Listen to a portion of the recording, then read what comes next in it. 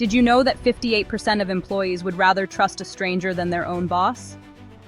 What if the secret to reversing this trust crisis and driving unprecedented business success lies in a leadership model that flips the traditional power dynamic on its head? Welcome to the world of servant leadership, a transformative approach that puts people first, challenges the status quo, and has the potential to redefine what it means to lead in today's competitive landscape. Servant leadership turns conventional leadership on its head. It's about serving your team before serving yourself. It's about fostering trust, empowering growth, and creating a culture where every voice is heard. And most importantly, it's about understanding that your true role as a leader is not to command, but to serve, support, and elevate those around you. Take Patagonia, for example, a company that thrives by putting its employees and the planet ahead of profits. Yvon Chouinard, the founder, famously stated, "Work has to be enjoyable on a daily basis." By prioritizing employee growth and well-being, Patagonia has cultivated a loyal, motivated workforce that drives both innovation and sustainability. The company has grown steadily while maintaining its core values, proving that purpose and profit can coexist.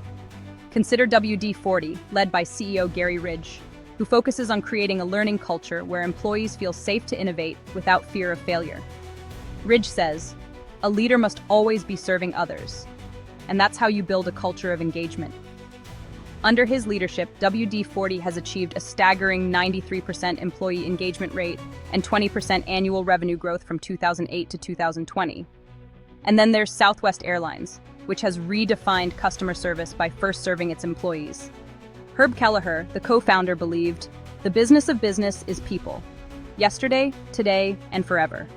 This focus on servant leadership has contributed to Southwest's incredible record of 47 consecutive years of profitability in one of the toughest industries. But let's get real. Does servant leadership actually work in a traditional corporate setting where profit and performance are everything? The answer is yes, but it's not without its challenges. Research from the Harvard Business Review reveals that companies with high employee engagement levels report a 22% higher profitability rate, 21% higher productivity, and a 37% reduction in absenteeism.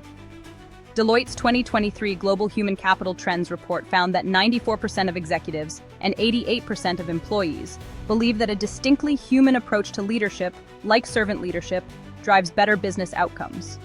The data is clear. When employees feel valued and heard, they contribute more effectively to the organization's success. But shifting to servant leadership requires more than a new job title or policy change. It requires a fundamental mindset shift, from viewing employees as assets to recognizing them as the organization's most valuable stakeholders. It's about cultivating empathy, listening actively, and empowering your team to thrive.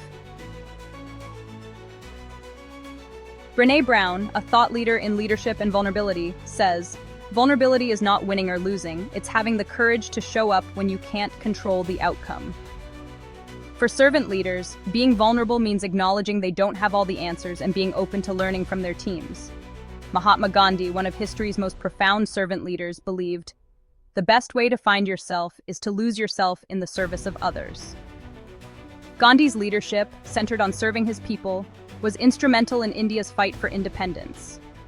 Similarly, Nelson Mandela prioritized reconciliation and forgiveness over retaliation, uniting a divided nation and demonstrating the true power of servant leadership. So how can you implement this in your organization? Start by redefining success, not just as financial growth, but as the growth of your people. Create open lines of communication where feedback is encouraged and employees feel genuinely heard. Recognize and reward collaboration and empathy, not just individual achievements. But here's a question for you. What's the most significant hurdle in adopting servant leadership in a traditional, profit-driven corporate world? Share your thoughts in the comments below. Some might argue that servant leadership seems too soft or impractical in a highly competitive market. But consider this. Netflix, one of the most innovative companies globally, attributes much of its success to a people-first culture. According to CEO Reed Hastings, servant leadership is about empowering people to perform their best, not micromanaging or controlling them. and Netflix's performance speaks for itself. Here's a challenge for you. This week, hold a team meeting where the sole purpose is to listen. Ask your team what support they need from you to excel. Then act on their feedback. Notice the difference it makes. In a world where leadership is often equated with control, what if the true power of leadership lies in letting go? As the late Robert Greenleaf, the father of servant leadership, said, "Good leaders must first become good servants."